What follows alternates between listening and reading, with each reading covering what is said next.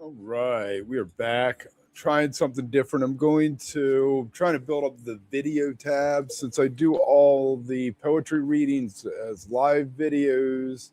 I'm going to start doing some readings by other poets, poems that I really like. In this case, a translation that I feel like is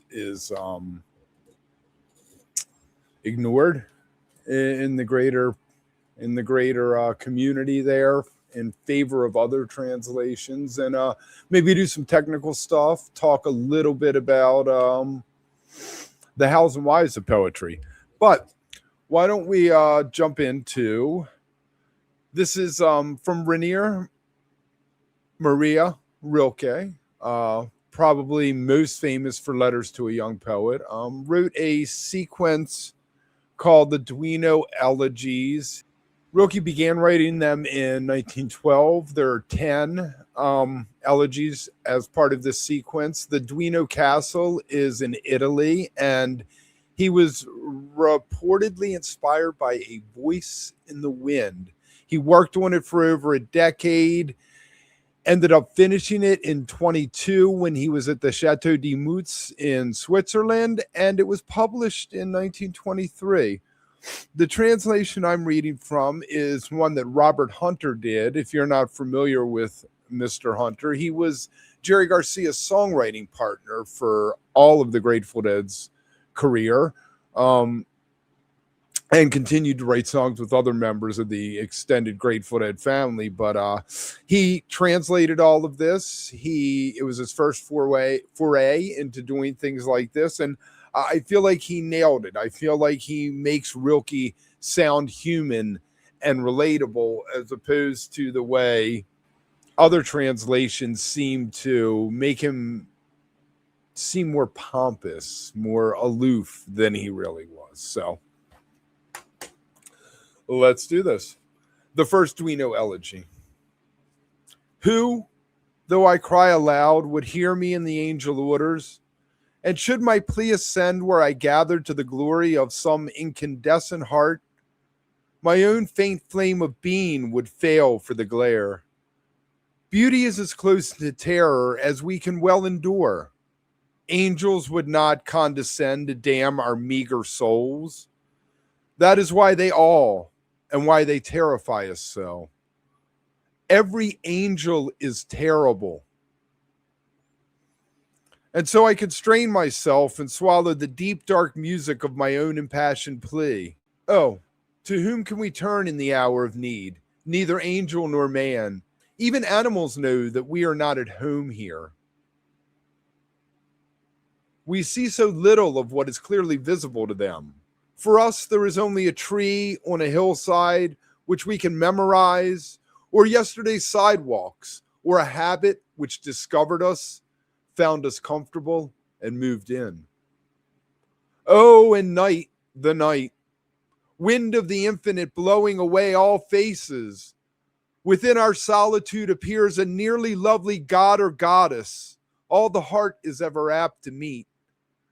Lovers fare no better, concealing by their love each other's destiny. Do you still not understand? Pour your emptiness into the breeze. The birds may soar more swiftly for it. Yes, springtime needed you. The very stars row on rows sparkled for your attention. From bygone days a wave rolled, or a violin yielded itself as you wandered by some open window. These were your instructions. But what could you do, distracted as you were by all that significance?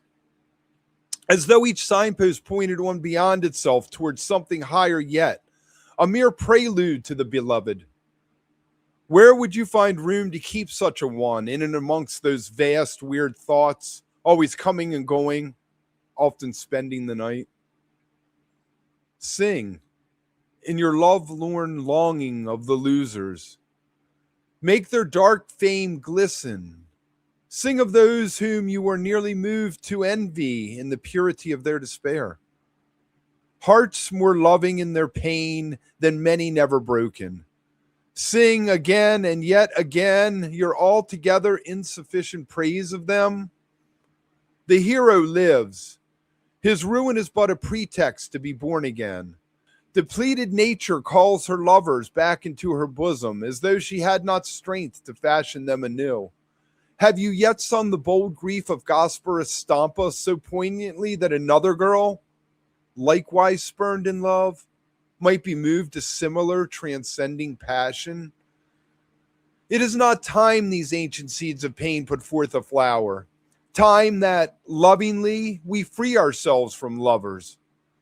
Time we fit ourselves quivering like an arrow to its bowstring, enduring the tension with that prospect of flight, exceeding the limits of the feathered shaft, the string, the very bow which looses it.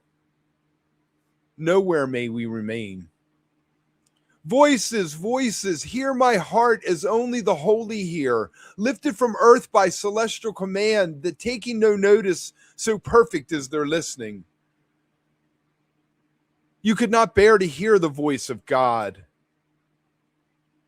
Not that, no. But perhaps attend the ceaseless murmur of silence, the vespers of the untimely dead borne upon the wind, the whispers of the children who haunted the cathedral in Naples, the church in Rome, the injunction discovered on a tombstone last year at Santa Maria Formosa. All they ask, weep no more for us. Your tears muddy the path of our ascent. Strange to be no more of earth, to quit half-learned habits, to view roses and their kind no more in human terms, to be no more a babe in arms that ever fear to drop you, to leave the name you were known by like a child leaves a broken toy. Strange to desire nothing. Strange to watch the known world dissolve. Death is very difficult. Lost time is painfully reconstructed until the struggle yields some slight glimmer of eternity. The living are mistaken in their distinctions. Angels often do not know whether they walk among the quick or the dead, so 'tis said. The storm of eternity roars. All voices drown in its thunder.